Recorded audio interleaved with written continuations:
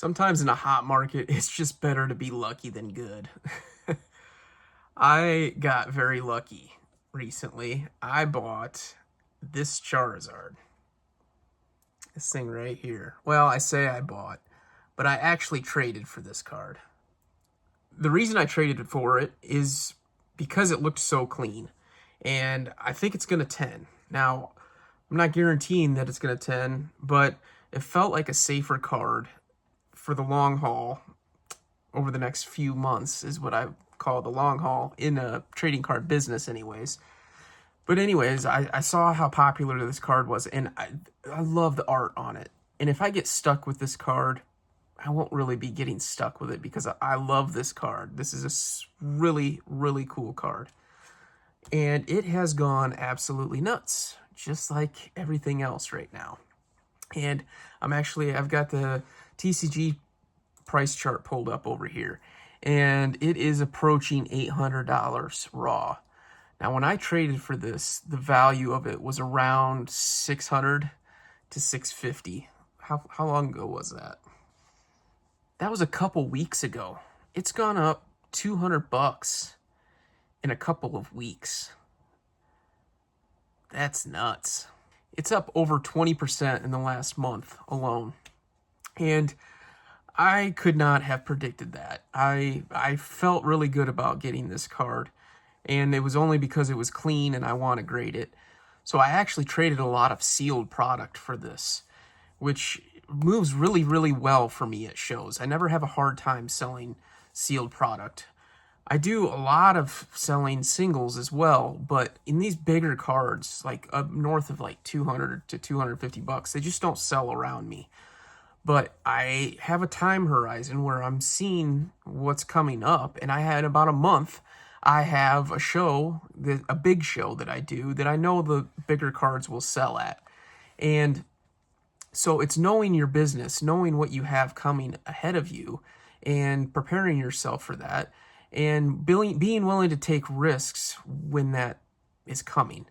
So if I didn't have that big show coming up, and I didn't think it was a clean copy, like even if it was just near mint, but wasn't close to being a 10, then I probably wouldn't have done that trade. I pulled the trigger on it because if it doesn't 10, or if I look at it after the show and I decide it's not going to 10, I can still move it in a month at the next show next big show that I have, hopefully. And I also am okay with hanging on to it if it doesn't sell.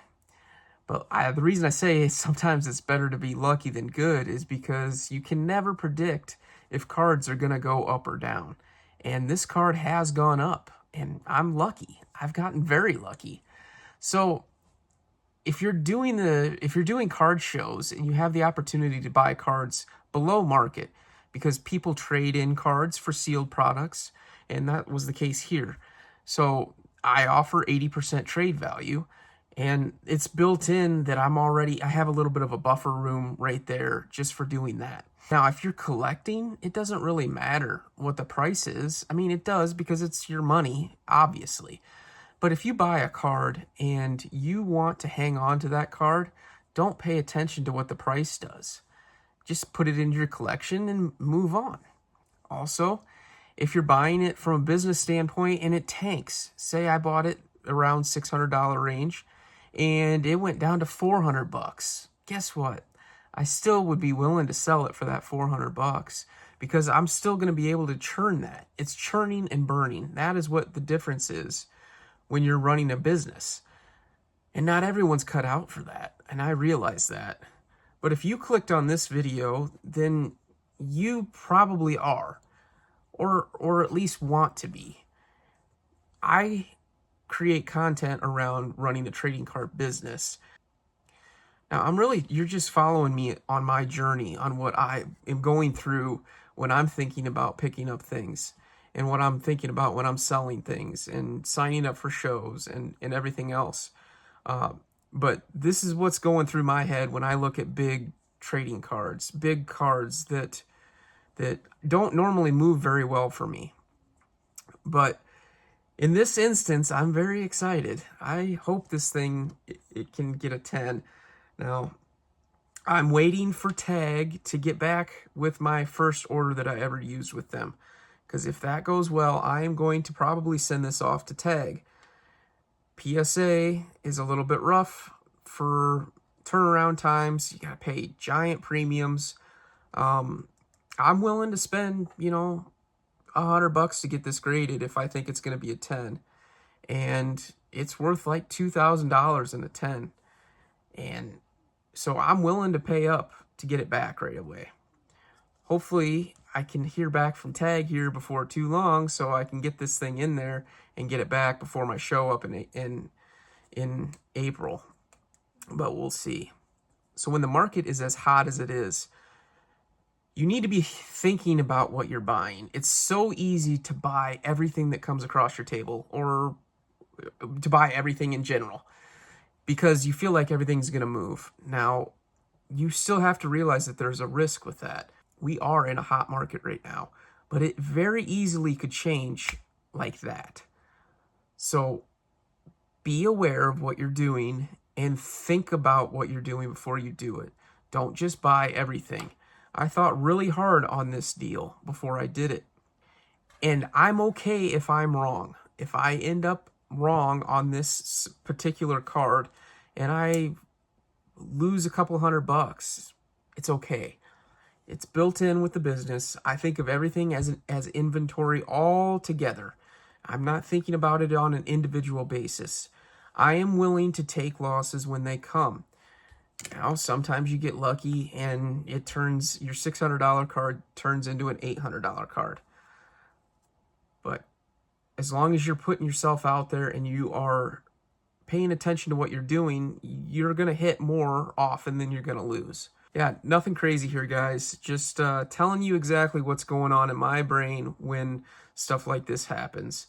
And here's another thing, too. This card is $800. Should I run out and be like, all right, I'm selling it raw? I need to sell it. I'm so far up right now that I should just sell it. Nope. I'm patient. I'm patient with my business. Just because things go up or things come down, I'm not going out and rushing out and making rash decisions based on that. I know that the market ebbs and flows, and I know that the business ebbs and flows. There are times where I'm going to have rough card shows. There are times where my eBay sales aren't going to be very good, and I just got to keep my head down and persevere through it and just move on. And as long as you're thinking about what you've got going on a constant basis, you're going to do okay. You're going to do okay. All right, guys, that's going to do it for this video. I appreciate you checking it out. If you could, I would appreciate a like and a comment. Let me know what you guys think about this. Now, I got lucky here. I'll show my losses when they come too, because they do come. I make mistakes all the time. So let me know what you guys think. And if you could, subscribe if you like my content. I'm going to keep putting this out. You're just going to go through the journey with me on my trading card business. I'm trying to turn this thing into a full-time gig, and you're going to ride along with me as I'm trying to do it. We'll catch you on the next one, guys. Peace.